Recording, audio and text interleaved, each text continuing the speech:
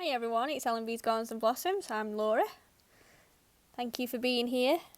Now today's video is slightly different to what you normally been watching on my channel, but this is another side to my business. I plant pots and hanging baskets for clients, so I thought I'd show you what I do. Now, funny story, I actually did have a video of me planting up pots for clients, and that was the video that was supposed to be up instead of this one. But somehow I've kind of deleted it and I can't get it back, and all the clips that I used and all that, they've also been deleted, so it's gone. And it took me a good few evenings, because obviously I work during the day. It took me a good few evenings to get it all how I wanted it and all edited and all cut short and all that, but it's gone, so I've had to do it all over again. And here's the hanging basket one, so yeah, anyway, I hope you enjoy. Thanks for watching.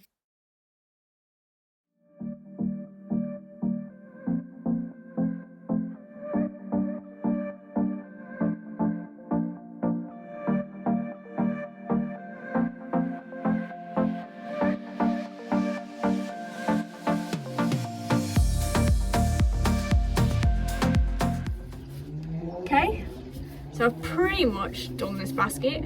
So what I've done, I don't know if you saw in that video, that time lapse that I did, I've taken out 2 of the marigolds, so I've only just got the one in the middle, and then I took out the green begonia and I've replaced it with 3 of the red ones because I just thought there was a bit too much green.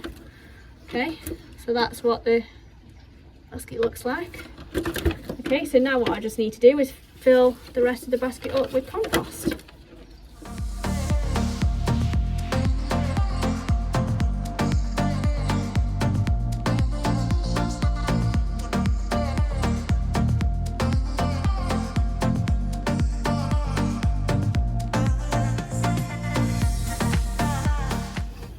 Okay, so this hanging basket is going to be slightly different.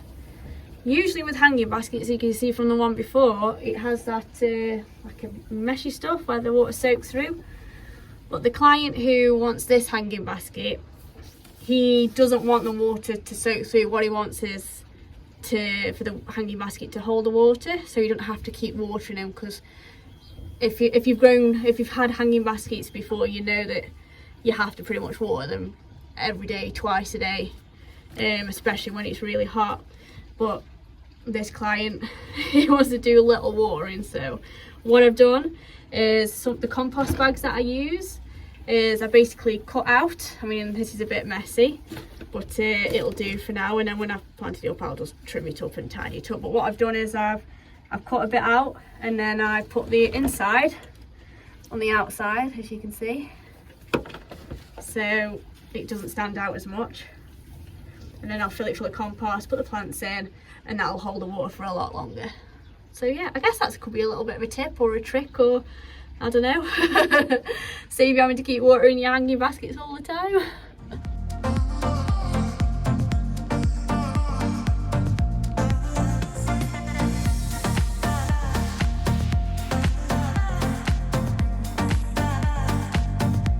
I usually plant all my bedding plants and do these pots and things for customers or clients. I usually leave it till the beginning of June, and that's usually because all your spring bedding, so like your bulbs, like daffodils, tulips, all your spring flowering plants, so your rhododendrons and your azaleas, by that time they've all finished flowering. So I always put out the summer plants when they finished.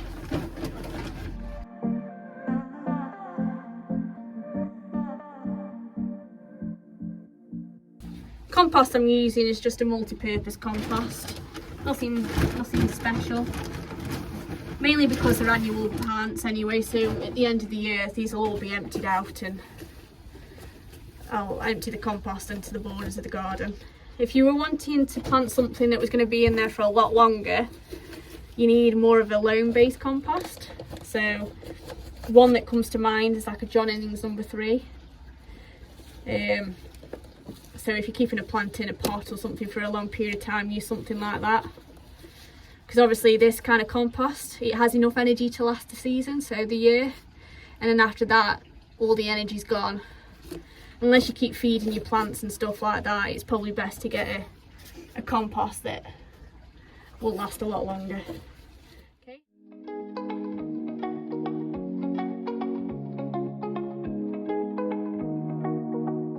And the great thing is, if you keep when the flowers have gone over, if you keep taking the dead flowers, I should say, if you keep taking them off, then it'll keep sending new shoots, new flowers, so it'll keep flowering well until the frost come, really.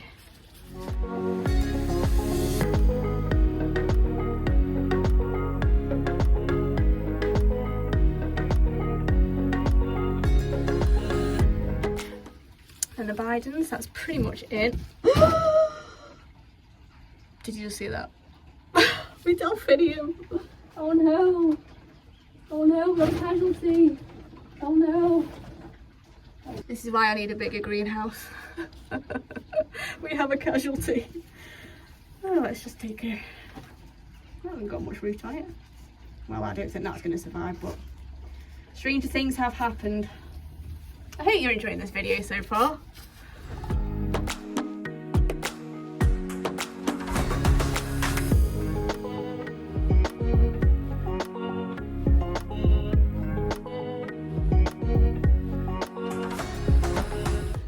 And there you have it. Again, it does look a bit bland, but I have only just planted them up, so what I'll do is I'll keep them in the greenhouse for the week. I'll keep feeding them. Even when they're out in the client's garden, every time I go, I'll feed them and they'll fill out, and all these trailery ones, they'll hang over. Okay, so here we are with the next basket. And I think this is the final basket. Or hanging basket. I'll have a look at that. Okay, so the same thing with the others. Compost.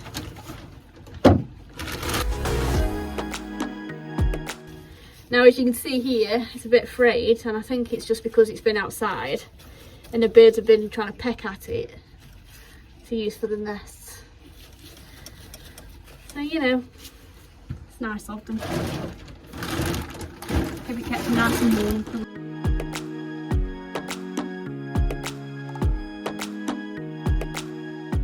I don't put too much pressure on the stem because I don't want to damage the plant. And that's another thing when the little tiny plug plants and you put them out and so they come in these things actually.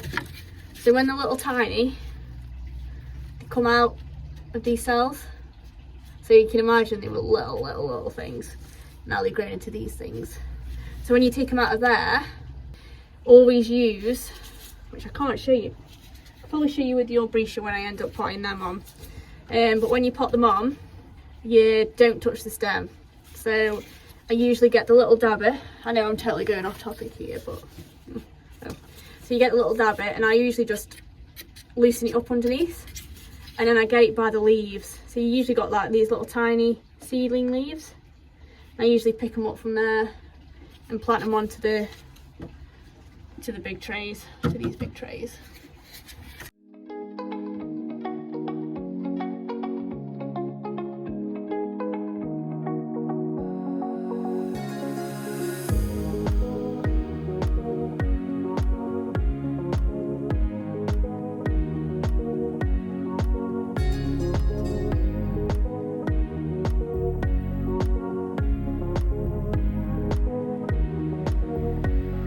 Now this year I've had a lot of trouble with these red begonias.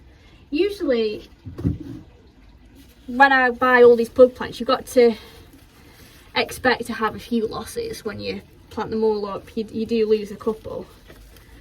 But I think the most I've ever lost on all the plug plants that I get, probably about 3.